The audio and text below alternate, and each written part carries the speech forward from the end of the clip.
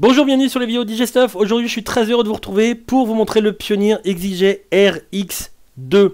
Donc c'est, on va dire, le grand frère du RX premier du nom, qui était déjà une grande réussite comme standalone. Donc effectivement il y a beaucoup de gens qui appellent ça un contrôleur. Il peut faire office de contrôleur, notamment en appuyant ici sur le petit bouton MIDI. Et donc vous pouvez contrôler un logiciel, mais il n'a pas été créé vraiment pour ça à 100%. C'est surtout un standalone. C'est un tout-en-un autonome qui fonctionne à la fois sur clé USB, à la fois en export. Vous avez déjà l'habitude avec tout ce qui est CDJ, etc. et les anciens XDJ, Aero et R1. En export depuis l'ordinateur en interne dans l'XDJ. Et enfin, il fait aussi office de contrôleur sur Recordbox DJ partie performance, et donc effectivement le mouvement que vous allez faire sur le jog ou un OQ sera répercuté directement sur le logiciel et fera exactement la même chose. C'est la fonction qu'on lui a attribuée. Donc les grosses nouveautés on va les voir au fur et à mesure, et c'est notamment au niveau de l'écran qui devient maintenant on va dire vachement plus fin au niveau des pixels. Il reprend le même fonctionnement, c'est-à-dire avec les waveforms qui vont de gauche à droite, les waveforms en bas vous rappelant les waveforms générales, les informations, le titre, les minutes écoulées, tout ça, si vous avez mis en place l'auto-cue, enfin tous ces genres de choses. Vous aurez aussi les lettres correspondant au cue, les boucles, mais en plus il est zoomable aussi, mais il est tactile, donc vous pouvez à la fois naviguer dans chaque waveform que vous avez sur les morceaux, et en plus, tout comme une CDJ de Mini Nexus 2, vous pouvez rechercher, vous savez, avant la fonction search, il fallait tourner la molette à chaque fois pour noter les lettres, vous appuyez vous notiez 2-3 lettres et vous aviez le morceau qui sortait qui correspond à ça. Là, plus besoin, vous allez avoir directement un clavier Quartiop sur l'écran. Donc ça, c'est super top. Et on va voir tout le reste au fur et à mesure. Vous avez de toute façon, tous ceux qui connaissent le RX premier du nom vont s'apercevoir des grosses nouveautés qu'il y a sur le RX2. On va commencer toujours pareil sur la partie table de mixage et ensuite sur le deck de droite ou le deck de gauche, enfin on verra, de toute façon c'est la même chose. A noter quand même que vous pouvez aussi exporter vos morceaux, donc je l'ai dit USB, tout ça, ou depuis l'ordinateur, mais aussi depuis un smartphone, on va le voir. A noter aussi que vous pouvez tout à fait comme le 1 brancher des choses à l'arrière, tout ce qui est platine vinyle, tout ce qui est lecteur CD. Vous avez même une entrée aux ici avec même une augmentation des décibels, donc off 0 dB et 12 dB pour brancher un smartphone, pour augmenter un peu la pêche, parce que vous savez même avec le volume à fond, les smartphones ils ont un petit peu... c'est délicat. La particularité, vous allez voir dans les connectiques, c'est que maintenant les deux RCA Phono lines sont séparés avec un petit switch à l'arrière, alors qu'avant on en avait qu'un, donc ça c'est super top. Et voilà, donc la vidéo va porter sur la partie export, donc export clé USB, Prodigy Link directement depuis l'ordinateur sur le RX, et export depuis le téléphone. Je ferai une autre vidéo additionnelle, sinon ça va mettre beaucoup trop de temps, une vidéo additionnelle sur la partie performance, et surtout performance vidéo, parce que vous pouvez guider choisir tous les effets en interne que vous avez sur le Crossfader pour faire des fondus vidéo directement sur l'écran, et ça c'est super top, mais on va le faire sur une seconde vidéo, sinon ça va prendre trop de temps. Donc partie de table de mixage, une fois que vous avez commuté ici le Phono Line Deck 2 ou Deck 1 selon la source que vous avez demandé, donc là en l'occurrence ça va être la clé USB, donc ça va être Deck 2, vous avez un gain, triple égalisation, etc. Donc c'est ce qu'on va voir. Donc le gain il est de moins l'infini à plus 9. Alors surtout ne vous faites pas avoir, quand vous allez recevoir tout est à moins l'infini, donc vous entendez rien, il n'y aura rien dans les vumètres. Ensuite triple égalisation, donc je vais vous faire les deux modes. Le mode normal à moins 26 et le mode kill. Hop, isolator, voilà. Donc en mode isolator ça donne ça, donc au niveau des graves, médium, aigu. Et voilà le petit résiduel qui vous resterait, donc je mets en mode normal. Hop, si vous étiez en mode moins 26. Grave, médium, aigu. Le color FX, ils sont complètement changés. On a gardé le noise et le filter, et maintenant vous avez un dub echo et un sweep. Le sweep faisant à la fois gate et sweep. Voilà pour le dub echo. Et vous avez aussi la présence du paraméteur, ça c'est nouveau. Donc ça vous permet de faire plusieurs modifications.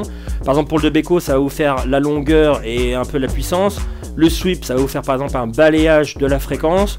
Le noise, vous allez pouvoir régler enfin le niveau pour pas qu'il soit trop fort. Et le filter, ça va vous régler la résonance. Donc toujours basse fréquence à gauche, haute fréquence à droite. Et maintenant avec le paraméteur.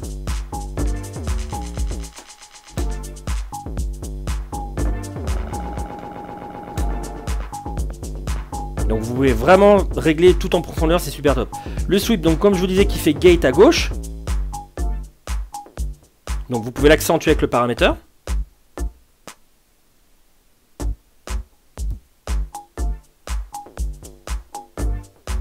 Comme d'habitude, à vous de trouver l'utilisation que vous allez en avoir. Et ensuite le sweep sur la droite, qui vous fait un filtre, qui va aller de passe bas à passe haut. Là on est en passe bas.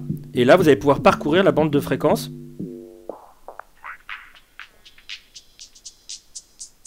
Avec le paramètre.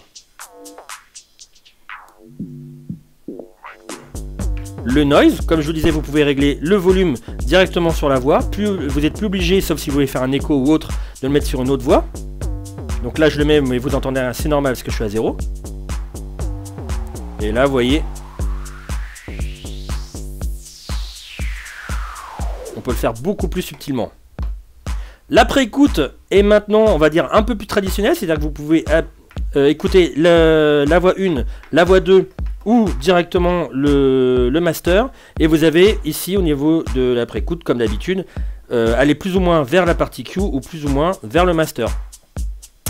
Et le niveau que vous avez ici. Les prises du casque restent toujours sur la partie avant. Et vous avez toujours les deux, donc 3.5 et 6.35 au niveau des jacks. Les deux faders, donc qui ont un réglage ici dans les paramètres. Voilà, vous avez différentes courbes. Je vais vous faire la première, qui a plutôt une pêche sur la fin. La seconde, qui est plus linéaire, traditionnelle, normale. Et la dernière, un peu de pêche au début et beaucoup moins sur la fin. Je vais me remettre en linéaire tout court. Le crossfader avec ses différentes courbes. Donc through, ça va vous rien faire. Normal. Au niveau de la courbe là ici, une petite courbe toute simple, sympa, traditionnelle. Et le cut.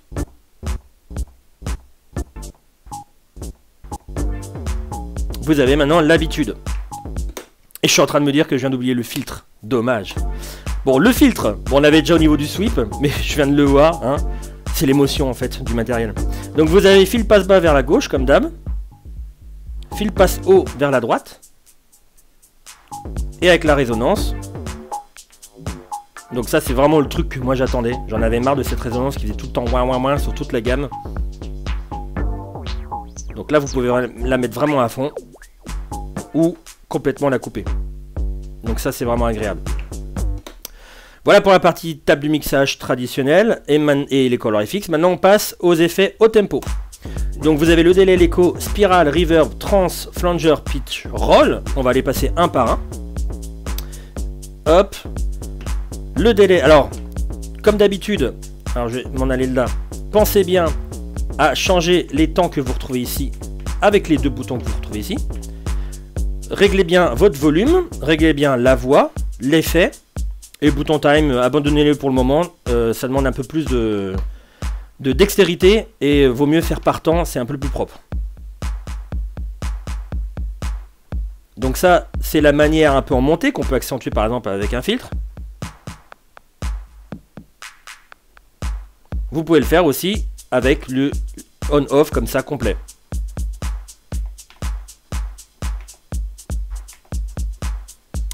Ensuite, l'écho. Toujours pareil, bien choisir le temps, la voix, le volume. Tout comme la reverb, il est post-fader. Donc vous allez l'entendre à la baisse du fader. Et vous pouvez le cumuler avec un filtre si vous le souhaitez.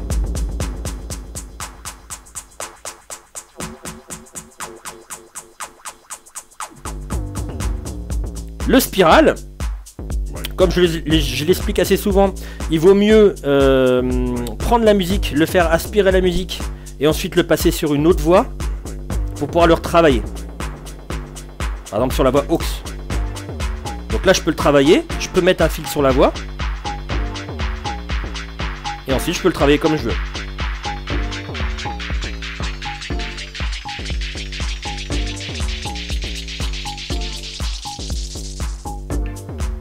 La reverb.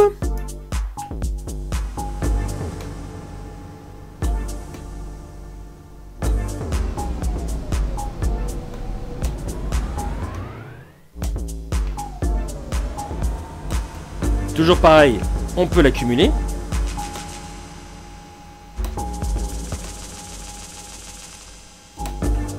Le trans, qui est une coupure comme au cross, comme ça.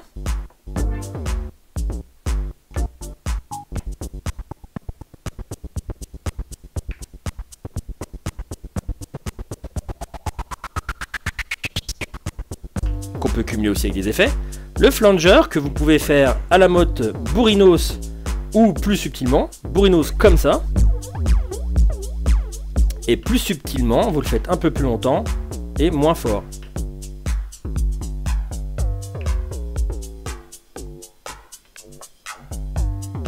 Le pitch, alors là, ça serait bien de faire une petite boucle, par exemple comme ça.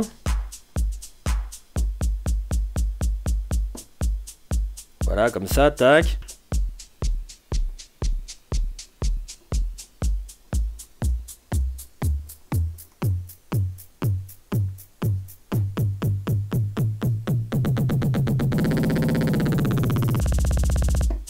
Etc. Et le roll, qui est une petite boucle, je vais me remettre au début, tac, qui est une petite boucle qui se passe par-dessus le morceau et qui n'influe pas en fait sur la partie temporelle du morceau. Vous retombez sur vos pattes quand vous le relâchez. Je vais mettre un peu plus loin dans la musique. Hop, hop, je choisis bien ma voix. Je l'enclenche au moins au petit cran.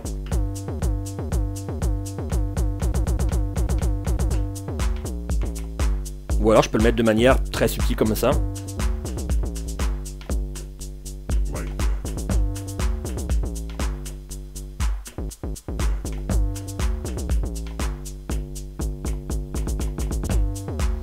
Et voilà pour les effets.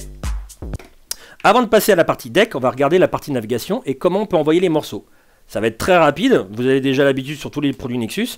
Je peux soit analyser mes morceaux sur Recordbox DJ et les mettre sur ma clé USB et ensuite les lire. C'est ce qui va se passer. Donc là, je suis sur le port USB 1. Tac. Je reviens en arrière. Je viens dans mes playlists ou mes artistes, etc. Donc là, c'est playlist. Je me mets sur le morceau. Alors là, je l'écris en plusieurs fois pour que vous regardiez la différence. Donc là, c'est export USB. Tac, je le mets. Après, je peux le zoomer. Il n'y a aucun souci. Ça c'est pareil que le RX1. Je peux aussi tout à fait le piocher directement dans l'ordinateur. Donc, dans ce cas-là, il faut que je branche le câble USB, parce que maintenant l'export en Prodigenic se passe avec le câble USB puis en Ethernet. C'est plus confortable parce que sur les derniers ordinateurs, que ce soit Mac ou d'autres marques, ils sont très très plats, vous n'avez plus de port Ethernet, donc passer par le port USB, c'est quand même un peu plus confortable. Et donc, une fois que c'est branché, vous appuyez sur Link ici pour confirmer, tac, il va apparaître en bas. Alors, vous pouvez soit envoyer vos morceaux, là par exemple, si je le fais démo, tac, je peux envoyer mon morceau, par exemple celui que j'avais choisi, Export Link, je le mets sur le deck 2. Ou alors, je peux le faire directement ici. Ah, pardon, tac. Oui, ça parce qu'il était déjà utilisé. Je peux le récupérer directement ici. C'était dans démo et Export Link, tac. Ah, load again, oui. Bon, il était verrouillé sur la clé, donc maintenant il faut que je passe sur l'ordinateur. Et donc là, pareil, j'ai le même. Mais qui vient de l'ordinateur. Troisièmement, vous pouvez faire depuis le téléphone. Je vais juste le chercher. Hop. Le temps de le brancher. C'est ça. Hop. Je vais le mettre sur le port USB 2. A noter aussi que le port USB 2, si vous branchez une clé USB, je ne l'ai pas dit au tout début de la vidéo, mais vous pouvez enregistrer vos mix avec un simple petit appui ici, REC. Vous appuyez REC, vous faites votre mix, vous pouvez même marquer les morceaux, les séparer. Et à chaque fois que vous faites un fondu, par exemple, tac, vous pouvez marquer et le renommer après dans le futur pour faire un podcast ou autre. Et vous appuyez une deuxième fois sur REC pour arrêter l'enregistrement. Et là, je vais mettre sur l'application Recordbox. Il découvre une platine, je dis OK. Je vais dans ma zone. Alors par contre, on peut mettre les morceaux en MP3, pas en Wave sur l'application, mais ça on le sait depuis très longtemps, depuis l'XDJ Aero. Je choisis mon morceau, voilà, c'est celui-là que je veux. Je le mets sur le deck ici, c'est chargé. Et ça, c'est vraiment mon morceau export smartphone. Vous voyez, je les ai bien nommés pour que vous regardiez que c'est pas genre de la triche ou lolo, t'as mis exactement le même morceau. Voilà, je vais killer mon application, éjecter le téléphone, hop là. Et repasser à autre chose, c'est-à-dire la partie deck. Donc la partie deck, vous avez vu que au niveau de l'apparence, c'est un peu de choses près la même chose. Il y a des choses quand même en bas qui ont beaucoup changé. Ce qui a aussi changé, et ça on le voit pas forcément à première vue, mais c'est au niveau du jog. Il a une légère retenue qui est vachement plus agréable que le premier. Donc ça c'est un premier bon point. La touche Shift n'est plus ici sur les barres, elle se retrouve ici. Elle fait exactement la même chose, c'est-à-dire qu'elle pourra vous permettre d'effacer des hotkeys, tout ça, c'est ce qu'on va voir tout de suite. Donc la waveform est maintenant touchable directement avec le doigt. Donc tant qu'à faire, autant en profiter pour aller à un morceau, enfin l'endroit du morceau qui nous plaît. Donc si vous n'avez pas mis l'option qui est ici, Needle Lock, ici si vous mettez, alors c'est Unlock ou Lock? Ouais, Unlock, ça vous permet en fait d'aller directement tatouiller la waveform et aller où vous souhaitez. Si vous préférez l'ancienne manière et si vous avez trop peur que quelqu'un vous appuie comme ça, et là forcément il est bloqué, appuyez sur le jog en mode vinyle, promenez-vous, ou alors si vous êtes en mode CDJ, faites pause et promenez-vous. Voilà, c'est la manière. Donc moi je vais me mettre à un endroit de tag par exemple ici, et je vais me mettre à un endroit qui me plaît, Hot Cube, paf, je mets mon premier. Ah, je suis en quantize, je vais enlever le quantize, parce que je voulais le répéter autant de fois que je voulais. Ça c'est pour enregistrer. Maintenant je vais en mettre un autre qui va pas me plaire. Par exemple je le mets au hasard celui-là. C'est pas un truc vraiment qui me plaît. J'appuie sur Shift, je l'efface. Là il est coloré en vert. Bien évidemment si vous faites tout déjà en amont sur Recordbox, vous pouvez mettre en violet, en rouge. Vous pouvez dire que tout ce qui est en intro je le mets en violet, tout ce qui est en drop je le mets en rouge, tout ce qui est en outro je le mets en bleu. Faites ce que vous voulez, il n'y a aucun souci. On retrouve quand même les touches ici de recherche dans le morceau et recherche par morceau. C'est normal. Le sleep mode qui vous permet de passer par-dessus la musique. C'est-à-dire vous faites une action à haute cue, au lieu de le répéter.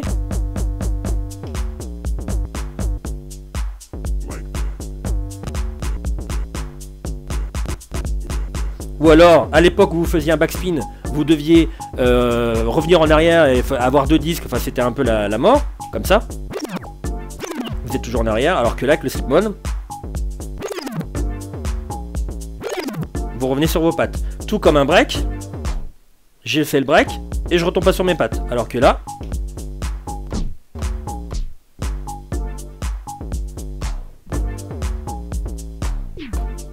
le reverse pareil.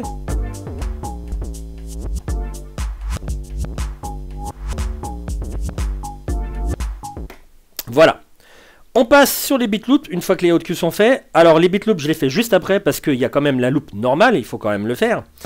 La loop normale, c'est comme d'habitude sur les CDJ, vous faites le in, le out, vous pouvez faire un in long et vous avez le 4 bits, vous pouvez faire donc 4 temps, une boucle automatique, vous pouvez faire juste le in comme ça et ça vous enregistre aussi le cue.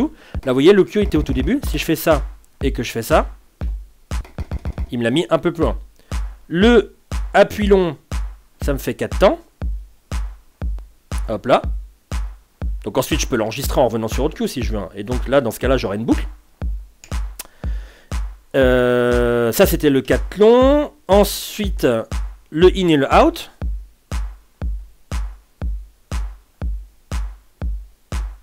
Voilà, in out. Et vous pouvez ensuite rapetissir et rapetissir la boucle ou l'augmenter. Donc par exemple si je fais 4 temps ici. Ensuite, je l'augmente, 8, 16, ou je peux la diminuer, 2, etc., etc. Normal. Et quand je suis en boucle aussi, autant le dire, vous avez le in pour ajuster le tout début, et le out pour ajuster la fin. Tout simplement. Et vous pouvez les enregistrer ici, mais le mieux, c'est de les faire en amont pour pas avoir de surprise. Vous avez, on l'a vu, le vinyl mode ou CD mode CDJ. Mode CDJ, vous faites de l'accélération, décélération sur la plateau, sur la corolle. Le mode vinyle, vous faites accélération et décélération là sur la corolle, mais vous scratchez sur le plateau. Le sync et le master n'ont pas changé au niveau sync master. Le master, c'est fait pour définir quel deck va être maître par rapport à l'autre qui va se caler dessus. Le sync va caler l'autre qui n'est pas calé sur le deck master. Et vous avez vu ici, si vous faites un appui long, vous faites un instant double. C'est-à-dire que là, si je fais, si je reviens dans mes hop, ici, par exemple, le export USB, que je le prends et que je fais ça, je vais l'avoir en instant double. Vous voyez, j'ai les deux, pareil. Voilà pour l'instant double. Le tempo ici, bah, comme d'habitude, 6, 10, 16% et wide. Donc ça vous permet de régler la vitesse de votre curseur là, du pitch. Donc là on est sur du 6, du 10, du 16. Et le wide vous fait 1x2 et un ralentissement de platine vinyle. Vous pouvez l'utiliser avec un master tempo. Alors je vais pas aller au-delà, je vais aller au moins au 16.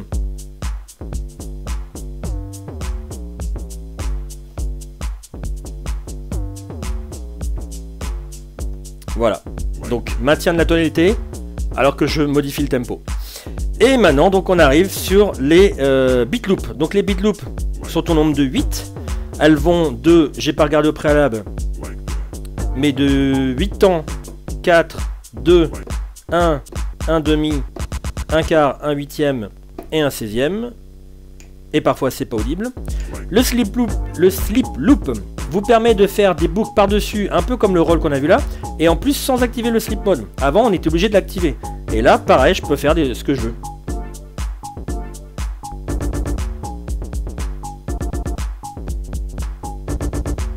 Et on a même le 1 tiers et le 3 quarts direct.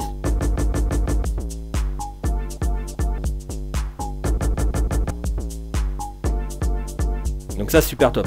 Et le bean jump va vous permettre, selon un certain temps, de vous décaler à gauche ou à droite. Là on se décale de au moins 8 temps, si je dis pas de bêtises. Là on se décale de 4 temps, de 2 temps, donc vers la gauche, vers la droite.